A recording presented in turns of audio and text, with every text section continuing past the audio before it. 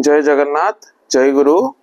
आज मु आपन को जप संपर्क रे आउ किछि विवरणी प्रदान करी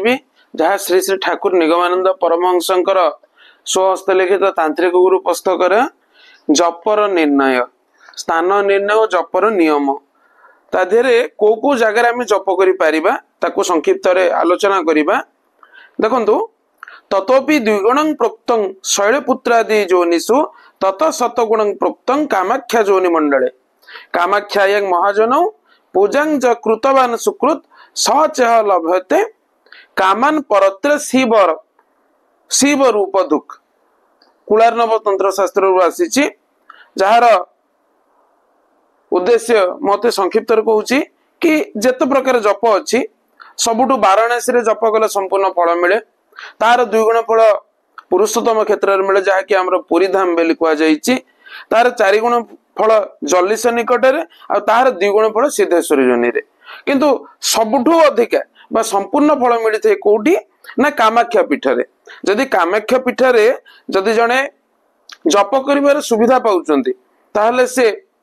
अति सहज रे सिद्धि लाभ करिथांते। जदि से सब मध्य जनकु सुविधा हो नाही से को जगह जप करि परिबे बा को जगह जप कले से सिद्ध अवस्था रे अति सहज रे पहुंची परिबे ता पई ठाकुर लिखिले एटा आछी आपनकर तंत्र शास्त्र रु शास्त्र रे उद्धार करा जाईची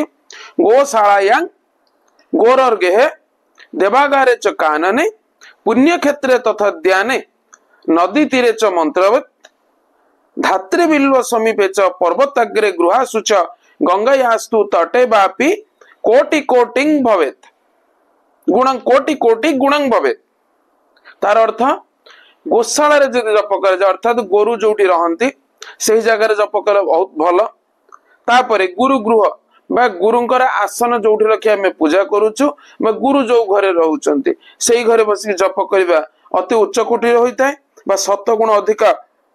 कोटि गुण अधिका फल प्रदान करिताय। आउ कोठी ना देवालय रे बा देव मंदिर रे पुण्य क्षेत्र मानकरे उद्यान बा बगीचा रे नदीर तीर रे नदी तीर आमल की माने अणा गछ मूल रे आउ बिल्व वृक्ष बेल गछ मूल रे बिल्व वृक्षर समीप पर्वताग्र पर्वतर अग्रभाग रे पर्वतर गुहारे एवं गंगा तट एही सब स्थान रे जप कले कोटि गुण फल मिलता है। एतद्भिन्न श्मशान भग्न गृह चत्वर त्रिमस्तक मार्ग प्रवृत्ति मध्य जप करिवार विधि तंत्र शास्त्र रे दृष्ट होइते।